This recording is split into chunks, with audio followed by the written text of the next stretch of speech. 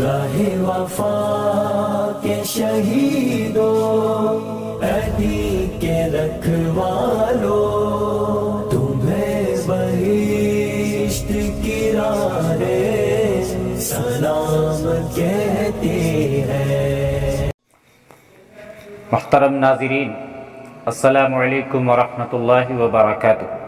ہم اپنے YouTube channel تاریخ اسلاف کا مقصد بارہا آپ کے سامنے واضح کر چکے ہیں۔ اس چینل پر ہم وہ داستان شجاعت بیان کر رہے ہیں جو خلیفہ دوم حضرت عمر رضی اللہ تعالیٰ عنہ کے زمانہ خلافت میں پیش آئی۔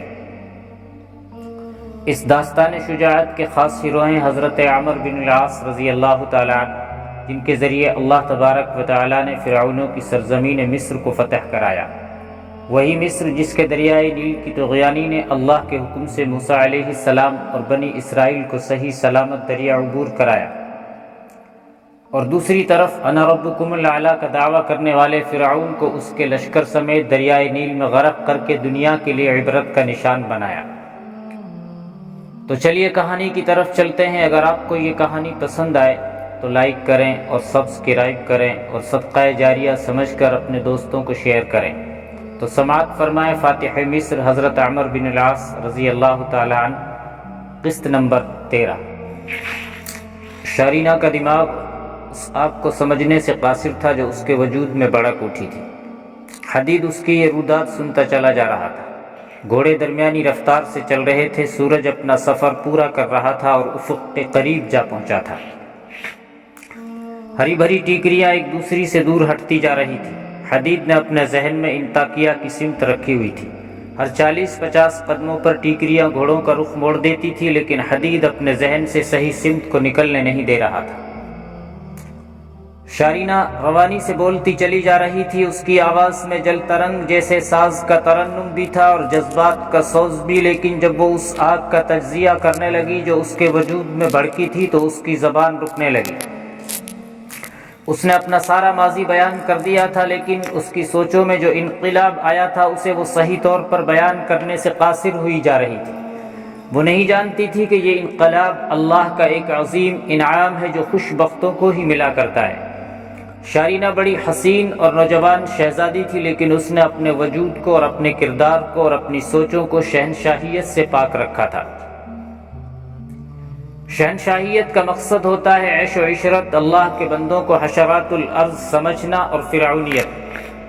شارینہ نے نہ عشق و محبت کا کھیل کھیلا، نہ اپنے حسن و جوانی کو دانا و دام کی طرح استعمال کیا۔ وہ ان جذبوں اور احساسات میں الجھتی چلی گئی جو اس کی سوچیں پیدا کرتی چلی جا رہی تھی۔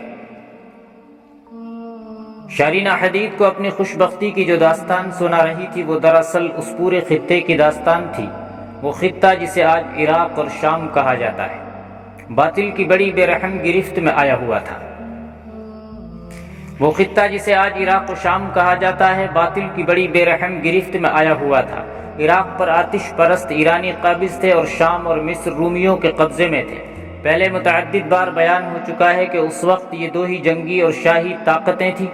ایرانی تو آگ کی پوجا کرتے تھے، اور رومی جنہوں نے حضرت عیسیٰ علیہ السلام کو صلیب پر لٹکا دیا تھا اب عیسائیت کے پیروکار تھے، اور بیت المقدس کو انہوں نے دنیا بھر کے عیسائیوں کے لیے ایک کعبہ جیسا مقدس مقام بنا دیا تھا۔ مسجد اقصیٰ کو وہ اپنی عبادت گاہ سمجھتے تھے۔ شارینہ نے حدید کو ٹھیک سنایا تھا کہ ایرانیوں نے رومیوں سے شام اور مصر چھین لیے تھے۔ تاریخ کے مطابق یہ 614 عیسوی کا واقعہ ہے۔ اس وقت روم کا بادشاہ فوکاس تھا، وہ اپنی شاہانہ عیش پرستی میں ڈوبا ہوا تھا۔ اس نے اس اتنی بڑی شکست کو ہضم کر لیا۔ فوکاس صرف عیش و عشرت میں ہی نہ پڑا رہا بلکہ اس نے اپنی رعایا پر ظلم و تشدد شروع کر دیا۔ وہ اب لڑنے کی اور ایرانیوں سے مصر و شام فتح کرنے کی بات کرتا ہی نہیں تھا، نہ سنتا تھا۔ اس نے جب دیکھا کہ رعایا بھی احتجاج کر رہی ہے اور رعایا میں سے یہ آوازیں اٹھنے لگی ہیں کہ ایرانیوں پر جوابی حملہ نہ کیا گیا تو وہ ان کے وطن روم پر بھی حملہ کر کے رومیوں کو غلام بنا لیں گے، شاہ فوکاس نے لوگوں کے منہ بند کرنے کے لیے اپنی فوج استعمال کی اور فوج نے لوگوں پر بے پناہ ظلم و ستم ڈھائے۔ شارینہ نے ہرقل کی بغاوت کی بات بھی صحیح سنائی تھی۔ اس بغاوت کی تفصیلات تاریخ میں آج بھی موجود ہیں۔ ہرقل نے شارینہ کی ماں کے ہاتھوں فوکاس کو زہر پلا کر بغاوت کی اور کامیاب ہو گیا۔ وہ خود روم کے تخت پر بیٹھا اور 625 عیسوی میں اس نے مصر و شام پر ایسی یلغار کی کہ ایرانیوں کو وہاں سے بھگا دیا اور ان دونوں ملکوں کو سلطنت روم میں شامل کر لیا۔ اس کے بعد ایرانیوں نے رومیوں سے ٹکر لینے کی جرأت نہ کی۔ ایران اور روم، جنہیں تاریخ اسلام میں قیصر روم اور کسرائے ایران کہا گیا ہے، یہ طاقتیں آپس میں ٹکراتی رہتی اور لوگ پستے رہتے اور ان کا خون بہتا ہی رہتا ہے۔ اس وقت کے وقائے نگار اس قسم کی تحریریں چھوڑ گئے ہیں کہ کوئی تصور بھی نہیں کر سکتا تھا کہ ان دو طاقتوں میں سے کسی ایک کو بھی کوئی اور طاقت اٹھ کر کمزور کر سکے گی، لیکن ایک تیسری طاقت ابھرتی چلی آ رہی تھی۔ یہ صرف ایک جنگی طاقت نہیں تھی بلکہ ایک نظریہ تھا۔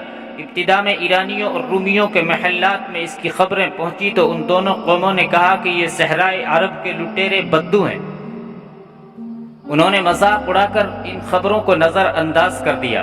یہ تیسری طاقت افق سے اس طرح اٹھی جس طرح طوفان باد و بارہ کی کالی گھٹائیں بجلیوں سے لدی ہوئی اٹھا کرتی ہیں، یا وہ صحرائی طوفان اٹھتا ہے جو ٹیلوں اور ٹیکریوں کو اپنے ساتھ اڑا لے جاتا ہے۔ یہ تیسری طاقت ہتھیاروں سے کم اور ایک ایسے جذبے سے زیادہ لیس تھی جو اللہ نے وحی کے ذریعے ان پر اتارا تھا۔ یہ ایک ایسا لشکر تھا جس کی نفری بہت ہی تھوڑی تھی، لیکن اسے اللہ نے ایسی قوت عطا کی تھی جسے ایمان کی قوت کہا جاتا ہے۔ عرب کے ریگزاروں میں سے یہ جو لشکر اٹھا تھا، اس کے سپہ سالاروں کے دلوں میں ملک گیری کی حوث نہیں تھی، بلکہ وہ اللہ کا یہ پیغام لے کر نکلے تھے کہ روئے زمین پر حکمرانی صرف اللہ تبارک و تعالی کی ہے، اور اللہ کا کوئی بندہ کسی بندے کو اپنا غلام نہیں بنا سکتا۔ اللہ نے اپنا یہ پیغام اپنے رسول صلی اللہ علیہ وسلم کے ذریعے اتارا تھا۔ اللہ کے یہ پر اسرار بندے باطل کو نیست و نابود کرنے کے لیے، انسانوں کو آزاد کرانے کے لیے، بنی نوع انسان کو بدی سے بچانے کے لیے اور اللہ کے بندوں میں حقوق العباد کا جذبہ پیدا کرنے کے لیے نکلے تھے۔ یہ تیسری طاقت ایسی ابھری کہ تیز و تند طوفانوں کی طرح باطل کی قوتوں کو خس و خاشاک کی طرح اڑا اور بہا لے گئی، اور ان بادشاہوں پر جو اپنے آپ کو ناقابل تسخیر قوتیں سمجھتے تھے، یہ لشکر آسمانی بجلیاں بن کر گرے۔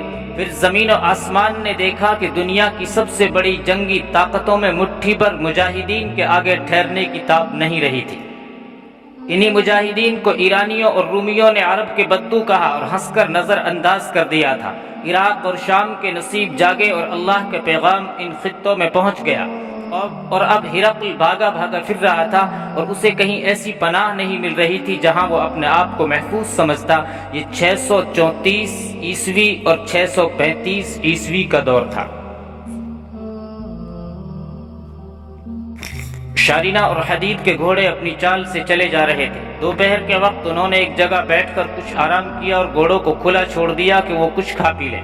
شارینہ اپنے ساتھ کھانے پینے کا سامان لے آئی تھی۔ دونوں نے کھانا کھا لیا اور پھر چل پڑے تھے۔ شارینہ کی داستان ابھی ختم نہیں ہوئی تھی، وہ حدید کو گزرے دنوں کی باتیں اور وہ حادثات اور واقعات سنا رہی تھی جن کی وہ عینی شاہد تھی۔ اتنی سی عمر میں ہی اس نے زمانے کے کئی تغیر اور نشیب و فراز دیکھ لیے تھے۔ ان کے جو اثرات شارینہ پر مرتب ہوئے وہ بھی حدید کو سناتی چلی جا رہی تھی۔ جانتے ہو حدید، ہرقل کی شکست کا اصل باعث کیا ہے؟ شارینہ نے کہا۔ اس نے جب شاہ فوقاس کا تختہ الٹا اور خود اس کا جانشین بن گیا تو لوگ بہت خوش ہوئے تھے۔ لوگ شاہ فوقاس کے ظلم و تشدد سے بہت ہی تنگ آ گئے تھے، اور کچھ لوگ تو اپنے وطن سے ہمیشہ کے لیے چلے گئے تھے۔ لوگوں کو ایک تو یہ خوشی ہوئی کہ اب ہرقل ایرانیوں کو شکست دے گا اور روم کا وقار بحال ہو جائے گا۔ رومیوں نے کبھی کسی سے شکست نہیں کھائی تھی، اس لیے وہ ہرقل کو ہی دل و جان سے چاہتے تھے کہ ان کا یہ طاقتور اور انتہائی قابل جرنیل ان کی قومی آبرو سے شکست کا داغ دھو ڈالے گا اور رومی قوم کے سر پھر اونچے ہو جائیں گے۔ لوگوں کو دوسری خوشی اس وجہ سے ہوئی کہ شاہ فوقاس نے اپنی عیش و عشرت اور شاہانہ بدمستیوں کے اخراجات عوام کا خون چوس کر پورے کرنے شروع کر دیے۔ لوگ روز بروز غریب ہوتے چلے جا رہے تھے اور شاہ فوقاس محصولات میں اضافہ کرتا چلا جا رہا تھا۔ لوگ روٹی کے ایک ایک نوالے کو ترسنے لگے اور ان کے دلوں میں شاہ فوقاس کی نفرت بیٹھ گئی۔ اگر روم کی فوج بغاوت میں ہرقل کا ساتھ نہ دیتی تو تمام لوگ اس کی مدد کو پہنچ جاتے اور اس بغاوت کو ہر قیمت پر کامیاب کرتے۔ بغاوت کے دوران کہیں کہیں شاہ پرست فوجی دستوں نے لوگوں پر مظالم توڑے تھے، لیکن فوج کامیاب نہ ہو سکی کیونکہ لوگ مسلح ہو کر اور ان فوجی دستوں کے خلاف میدان میں نکل آئے۔